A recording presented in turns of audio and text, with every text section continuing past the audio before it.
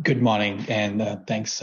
So my name is Shyam Iyer. I'm the chair for the Smart Data Accelerator Interface group. And so that's our charter, the link over there.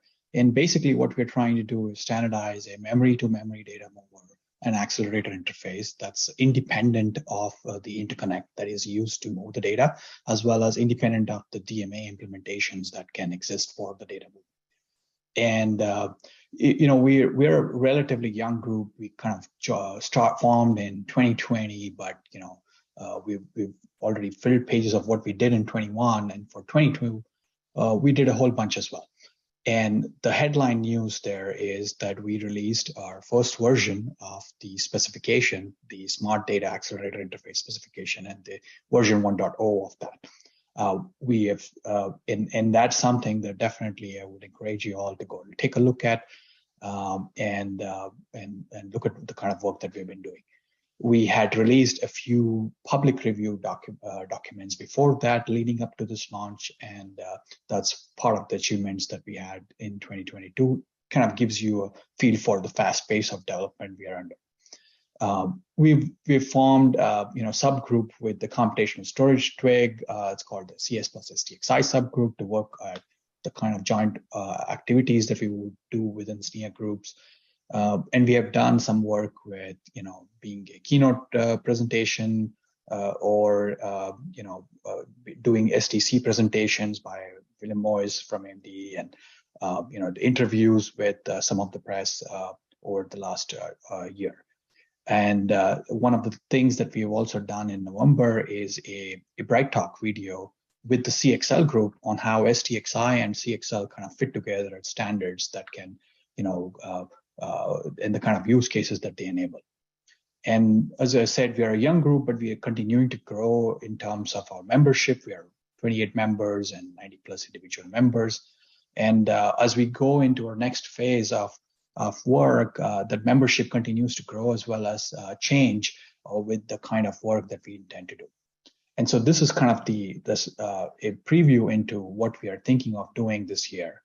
The first bullet item is that we did the 1.0 release, but we are not sitting there on that, in the sense that for the 1.0 release, we're also enabling some application reference code that can make use of a potential device that implements SDXI version 1.0. And this is separate from having a OS driver that works to support the device.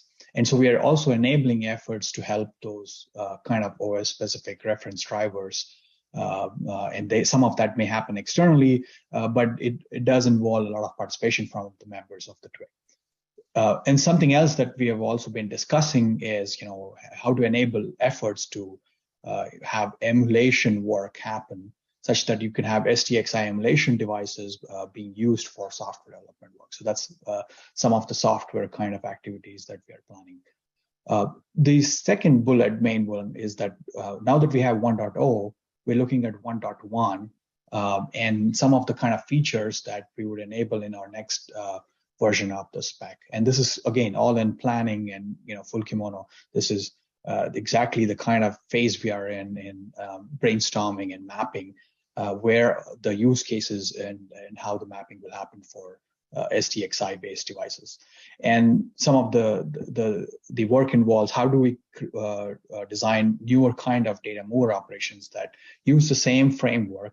Some examples could be like diff or dix or compression or encryption and other kinds of smart operations like filling a large buffer copy with zeros. We did that with 1.0, and we are further trying to improve the kind of the accelerator interfaces for those. We're thinking about how things will work with direct work submission, a new standard called scalable IOV, and some latency improvements around that, these kind of models. Something around how do we improve cache coherency models when it involves data movers, what kind of security features that we would use with data movers, whether it's with confidential computing, because we are a memory-to-memory data mover, and that could involve moving data between confidential memory regions. And we're also looking at what kind of threat modeling exists as we start developing these kind of new features. A key thing that we are thinking about for 1.1 is a management architecture. And so this is kind of a sort of a laundry list of things that we're doing. So for example, a connection manager is important when you're trying to move data from different address spaces. So I won't dwell more into this, but it's part of the reason that we're excited for the next phase. We're looking at collaboration with other TWGs like CS, and I'm excited to hear about the work that SSM TWG is thinking about. And this is one of the reasons this is great, not just for the other audience, but also for the SNIA audience to know what other TWGs are thinking to collaborate. We would look to collaborate or liaison with CXL on how we could map into some of the CXL specific use cases. And in terms of our membership, we said, like I said, we are growing, and this is still a work in progress as we go into our next phase of features. And the last slide that I would kind of use as a takeaway for the group here is that we're trying to standardize data movement across different address spaces. The number of use cases continues to grow as we look at special things that different interconnects need.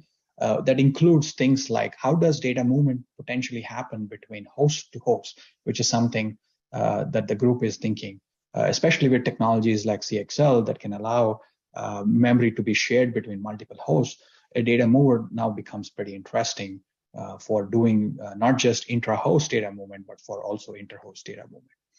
And there's an industry segment that is very relevant for this, which includes the system vendors, the OS vendors, the ISP vendors, as well as the acceleration vendors. So you should certainly think about joining us here in this new exciting phase, not just to monitor, but also to contribute and shape this new phase of development that we are embarking on. And you can contact the chair. That would most likely reach me for any additional information. Thank you.